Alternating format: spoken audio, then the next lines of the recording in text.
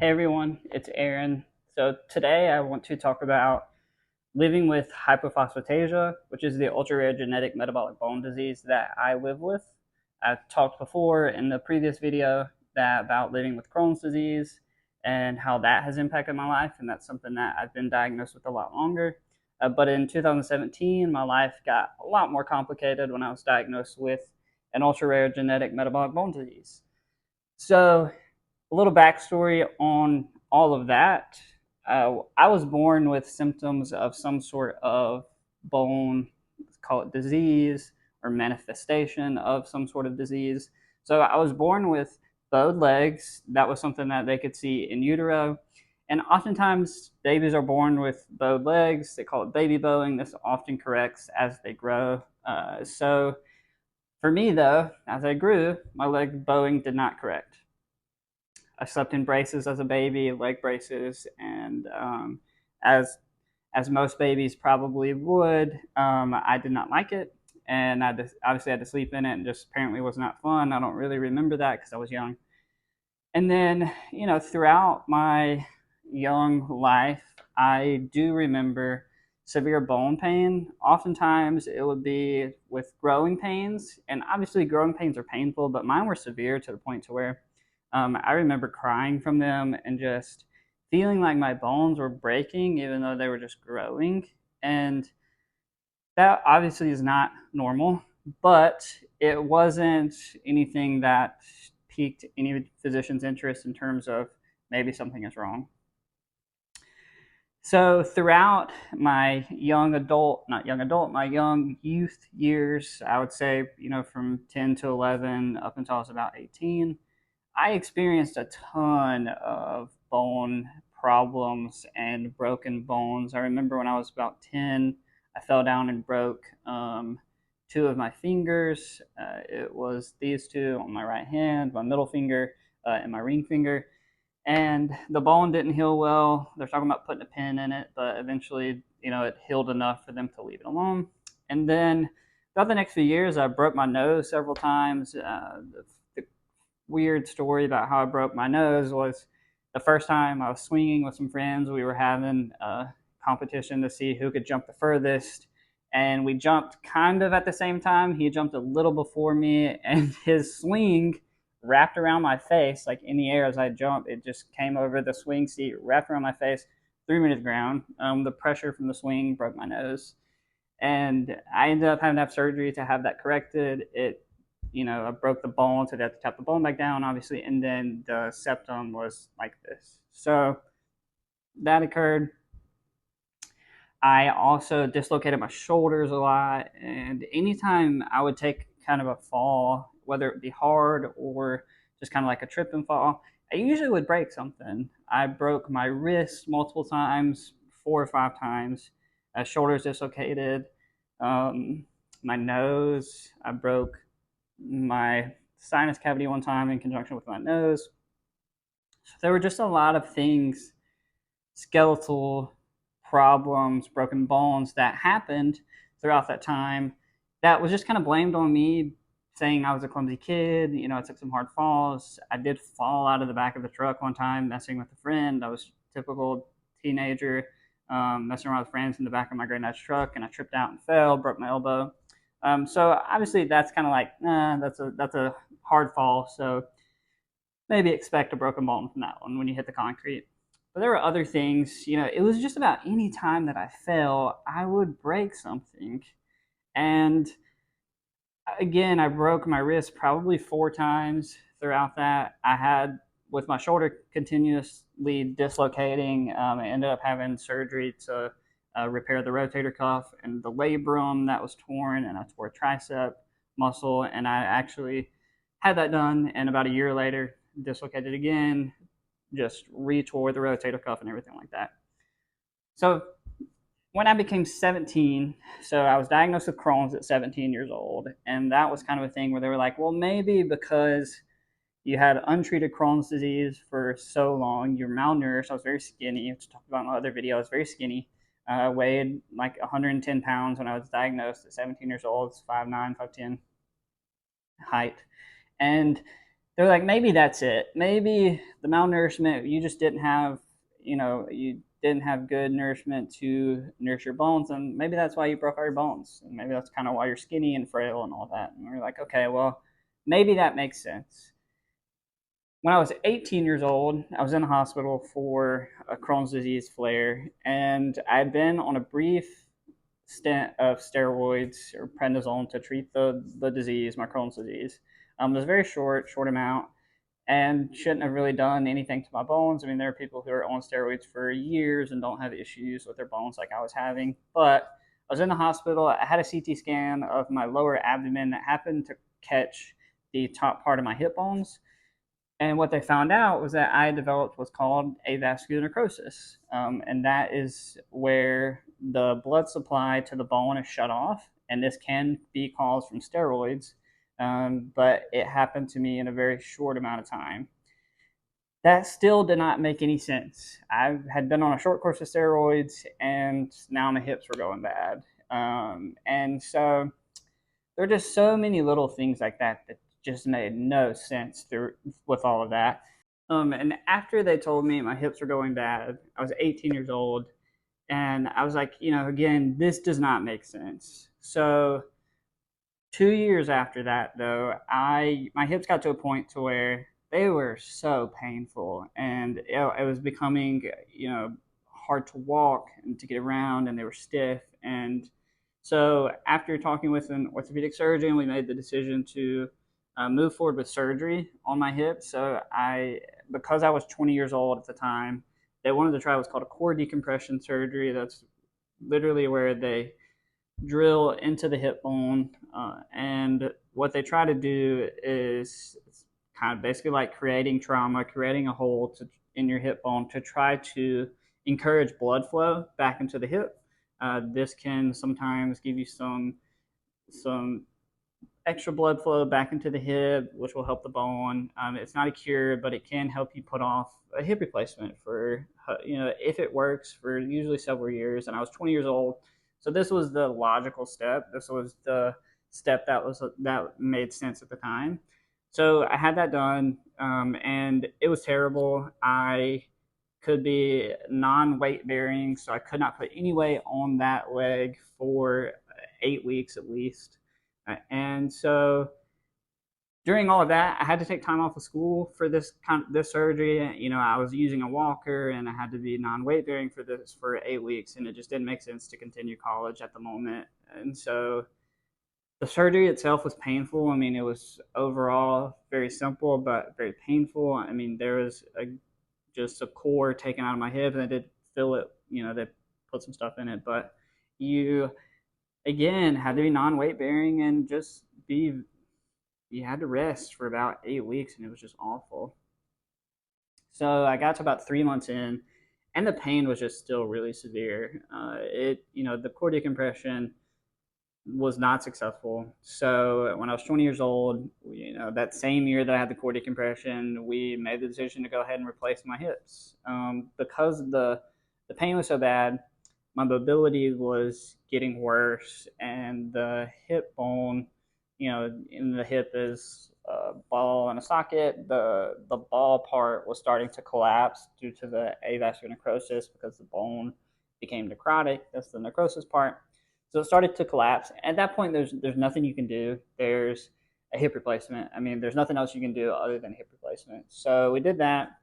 I was, I think, September of 2012 when I was 20, and about in December of that same year, I had my other hip replaced, and that was that. I was 20 years old. I had had 3 hip surgeries in the same year, 2 of those being hip replacements, and it was a really difficult time in my life. However, the pain that I experienced from the avascular necrosis was gone with the hip replacements. So in my eyes and in my surgeon's eyes, this was a good decision. I got some of my mobility back. I mean, obviously it was never going to be perfect at that point because I had multiple surgeries on my hips, but it was a lot better than what I was experiencing before. So fast forward a couple of years, I still broke a couple more bones throughout that time. I think I broke my wrist again, and I'd actually broken my shoulder socket. I'd fallen and caught myself, and my shoulder dislocated. And when it dislocated, it broke my socket in half.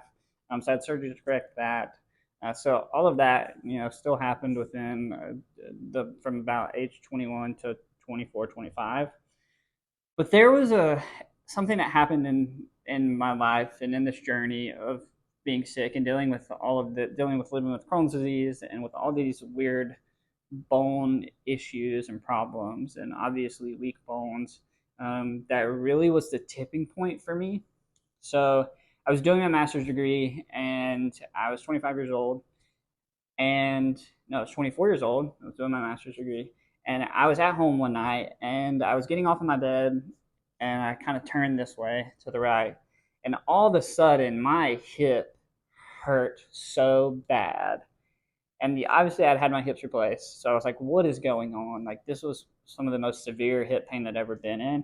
I couldn't move. I couldn't move my leg. I couldn't get out of the bed. It felt to me, and I was like, this is probably it. I think I dislocated my hip. I had to call a buddy of mine, and I was like, because my wife couldn't obviously lift me out of the bed because I couldn't walk. I called a buddy of mine, and I was like, hey, is there any way you can come take me to the ER? Obviously, my wife will be with me, but something's happened to my hip. I can't walk.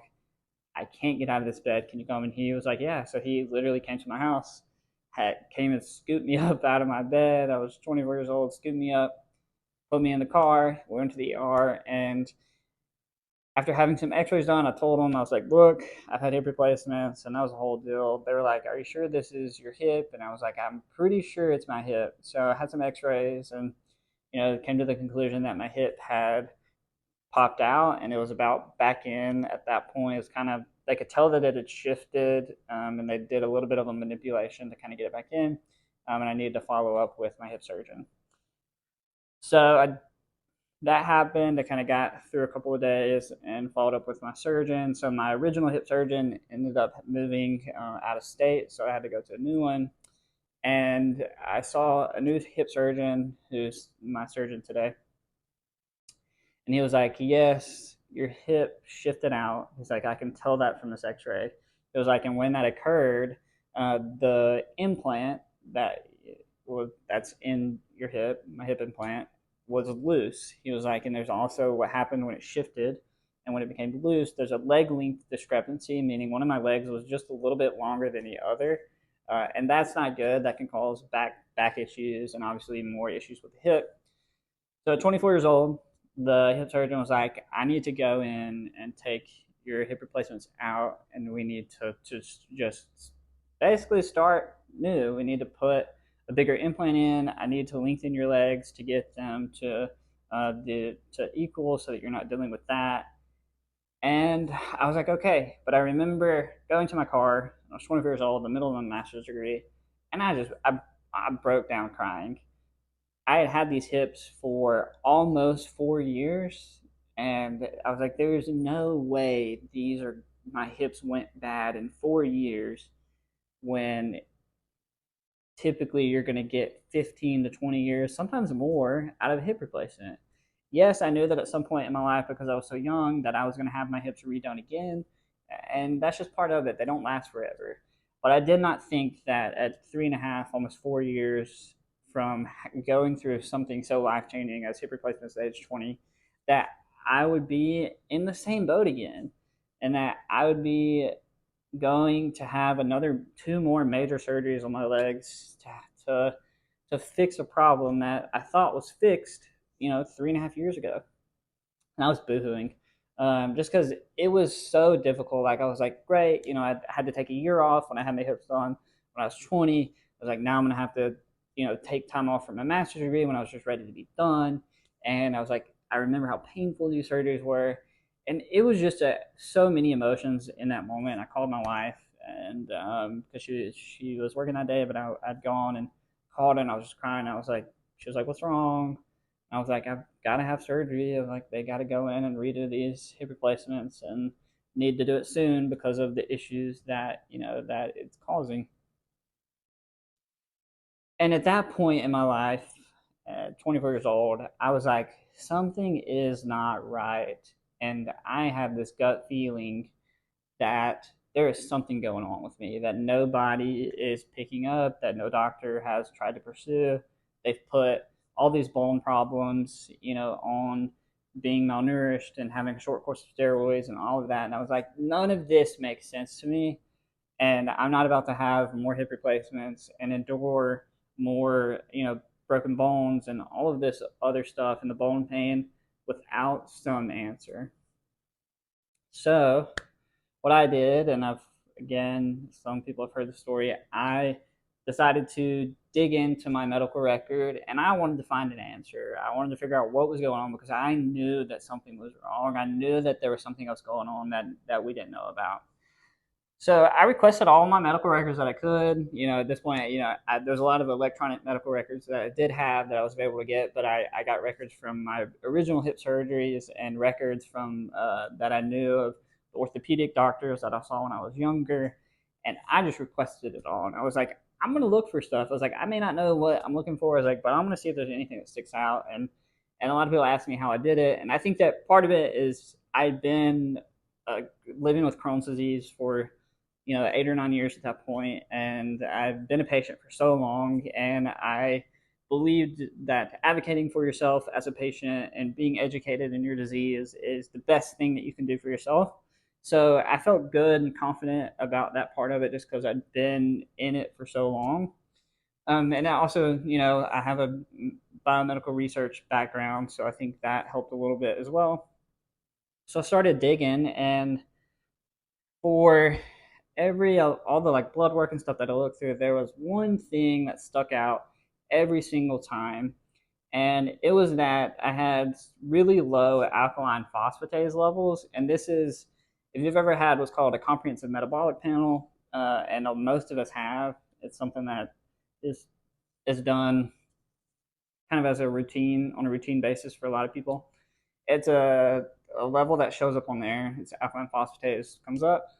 Mine was always severely low, and I'm not talking like on the low end of normal, which the normal of alkaline phosphatase does vary based on age, based on your gender, and a couple of other things. But the ones that I looked at, normal was typically 40 to like 120 or 150.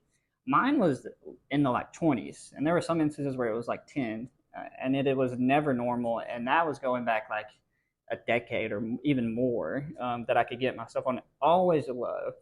And I remember one time this came up, and it was when I was switching GI doctors for Crohn's disease, and this doctor that had a GI doctor who did a little bit more in the with the liver disease, and so he brought it up one time, said that he thought that maybe I potentially had Wilson's disease, and this is another rare genetic disease that can cause low alkaline phosphatase, and it doesn't allow your body to get rid of copper like you should.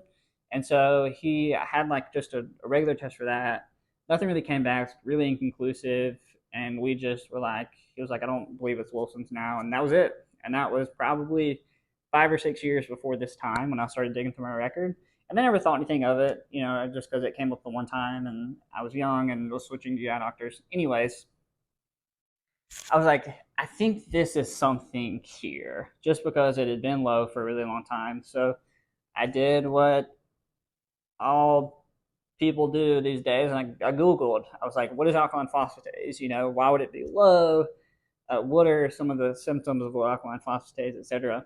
And eventually I came across a website, and it was about hypophosphatasia, and it had a little like symptom checker, and you could plug in your alkaline phosphatase level, and you could also look at the symptoms of what somebody with hypophosphatasia would have. And obviously, my alkaline phosphatase level was low, and I knew that part. But when I was going through the symptoms and the symptom checker, I was like, man, all of this just sounds so much like me. Born with bowed legs and skeletal abnormalities was one thing, broken a lot of bones, having issues with your teeth, and that was one thing that I had. I mean, I'd lost a ton of teeth, and they just kind of said that my mouth was kind of small. I had kind of weak teeth. Well, that can be related to Crohn's disease as well, but I never thought anything of it. I just knew that I lost a lot of teeth, and there were things like kidney issues and headaches and all of these things. And I was like, this could be it. I was like, this may be it. And I just felt deep down that I thought that I found it. And I was like, I'm going to print this out and I'm going to take it to one of my doctors. I took it to my primary care doctor who loved, who's no longer here, but here in practicing where I'm at. But I loved him and I felt comfortable enough to take this to him. And I was like, hey, look, I came across this, and he was like, I agree with you. It's like I don't know much about this. Like I've never really heard it, but he wanted to do a bone scan, so we did that just to kind of see what my bones look like. Came back with severe osteoporosis, and that's a whole other story about because I had a bone scan years prior that I never got the results of, but years prior the bone scan showed that I had osteoporosis. Nobody ever told me. That's a whole other story that we can talk about one day. But he was like, yeah, I mean, he was like, we did the bone scan. He was like, you have severe osteoporosis. And now that you're bringing this to me, you brought this to me. He's like, I think that we're headed in the right direction. He was like, I've never really heard of this. I've never seen it. He was like, but I can get you in with a geneticist here. And so I went and seen the geneticist, and we went through the whole thing, and he was like, I have never seen this either. He was like, I've barely heard of it. He was like, but obviously, I can run this test for you. I can get you tested. And a couple of months later, maybe not months, but it was a good month and a half later, he called and he was like, look, it's positive for hypophosphatasia. He was like, come see me. We'll talk about it. But I was right. I trusted myself enough to dig into it and felt like it was worth pursuing. And I know that that's not the case for a lot of people, and there are so many people out there who don't have, don't have everything that they need to be able to do that. And I feel lucky in that regard. But I was right, and there's this whole other thing. So I was 25 years old at that time. So I started at 24. It was 20. I was 25 when I finally got the diagnosis, and and all of that. I wanted to say that I actually finished my master's degree on time. I was able to finish out a class the semester online that I was doing that I had my hip replaced, and I took summer school, and then at the end of summer school, in between the 4 weeks between the end of summer school and the beginning of the fall semester, I had my other hip done, and I was back at school, and I finished on time, and then I got diagnosed with this disease, hypophosphatasia, and it was a whirlwind again of emotions. You want to know what's wrong with you, right? You want to know that what is going on with you so that you can treat it, so that you can try to see the right specialist, all of these things. But it's also like, man, like now I have another disease, something that's extremely rare. So hypophosphatasia is classified as an ultra rare genetic metabolic bone disease. And what happens is that it affects your body's ability. There's a genetic mutation in the tissue nonspecific alkaline, the ALPL gene, and it affects your tissue nonspecific alkaline phosphatase. So my body cannot make enough alkaline phosphatase. Alkaline phosphatase is important for things such as bone health. So it allows calcium, phosphate, magnesium, these minerals that are very important for the bone to be strong and healthy. It allows those minerals to get in the bone, but when your body doesn't make enough of it, like mine does not, it does not get in your bone. And the calcium specifically tends to collect on things like your tendons, your kidneys, can collect on other organs, but primarily your kidneys. And so, like kidney stones, and can cause kidney damage. So it's like, man, like I was diagnosed with this, and I don't know what this looks like. I don't know what the future holds. It's like I'm glad to have an answer, but dang. So here where I'm at, I live in Mississippi, and I saw a couple of doctors here, and they kind of came to the conclusion that, and I felt this way too, but they came to the conclusion like, look, we've not seen this really. We never really treated anybody for it. We don't necessarily feel comfortable treating you like we can, but we think that you may need to see somebody who specializes in this to kind of get you the best treatment, because my body was very affected by this disease. So I ended up getting referred out to Vanderbilt. My doctor at Vanderbilt, who I love, she's incredible. And like going from here to Vanderbilt, where she treats this disease, like she's in it. I mean, she treats a ton of patients with it. I mean, not a ton, but a ton for this specific disease. and like knows what to look for and things to monitor. Like it was the best decision that I ever could have made. And Vanderbilt's about 6 hours away, so I do travel about twice a year. And about a year after I was diagnosed, I got put on the therapy for it. So there's one treatment for this disease, and this is very different than Crohn's disease, where there's a ton of treatments for Crohn's disease, but there's one for this disease. Not everybody can get on it, and it's an injection. It's an enzyme replacement, so you're taking alkaline phosphatase enzyme is what it is via injection, sub-Q injection. I do that 6 times a week, and I have been since 2018. And it's very expensive, and that's again a whole other story. But it's helped me a lot. There are things that have my bones seem to be stronger, and there's less bone pain, and I don't have the headaches like I did. And I did have calcium deposits on my kidneys prior to treatment, and that has gone away. So there's some really good things that have come out of treatment.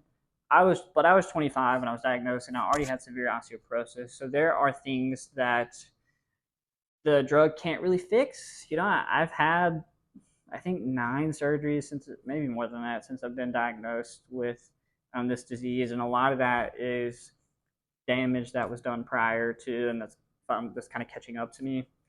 And so it's been a challenge.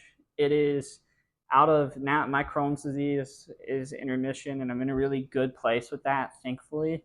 And I talked about it before. I know there's a lot of people that are not in a good place with their IBD, inflammatory bowel disease, but I've been in remission for a really long time. But I have this other disease that is right now a lot more challenging than the Crohn's disease, and it affects every aspect of my life. And I'm in pain every day, just from things like I have avascular necrosis in my knees, and I'm about to have surgery on my knee in a couple of weeks. And I've had so much surgery on my body that there's these aches and pains that occur from it. And again, there are things that the drug can't necessarily fix or cure, and it's not a cure, but it is a treatment, and I'm very thankful to be on it and to be able to have the treatment and to help with all the other things that it has helped with, and to kind of slow the progression of this disease down. But it's challenging. I'm not going to lie to you. It's extremely challenging, and it takes a lot out of me. And part of the reason, and I'll say this to be honest with y'all, part of the reason, my dream was to go get a PhD in immunology, or microbiology and immunology. And I got into a program, but my health has been so bad that I turned it down. I got my master's degree and took some time off because I was sick, and I had just been diagnosed with the disease. And I ended up making a very hard decision a couple of years after to not pursue it. And there are many reasons. Part of it's my health. I mean, I've had so many surgeries. I've had 3 surgeries last year, 3 surgeries this year, 2 surgeries the year before, a surgery the year before that. I mean, you can't really, with all of that, it's hard to, can't really go get a PhD. And I wanted to start a family, and I did. And I have a beautiful wife, and we have 3 kids, and have a nice house. And so there's a lot of good things that came out of it, and I'm glad for the decision that I made. But I'm not gonna say it's not hard.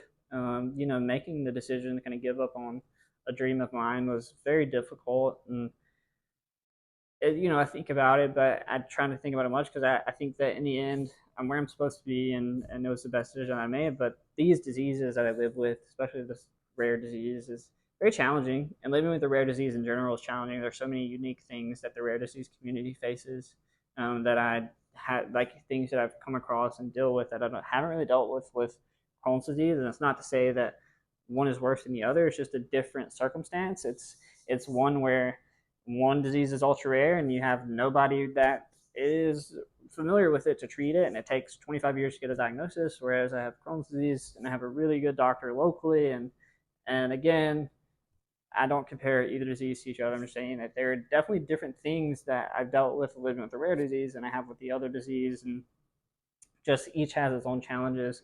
But as of right now, my Crohn's disease is stable and in remission, and again, I'm very thankful for that. So I have but I'm dealing with a lot with this other disease.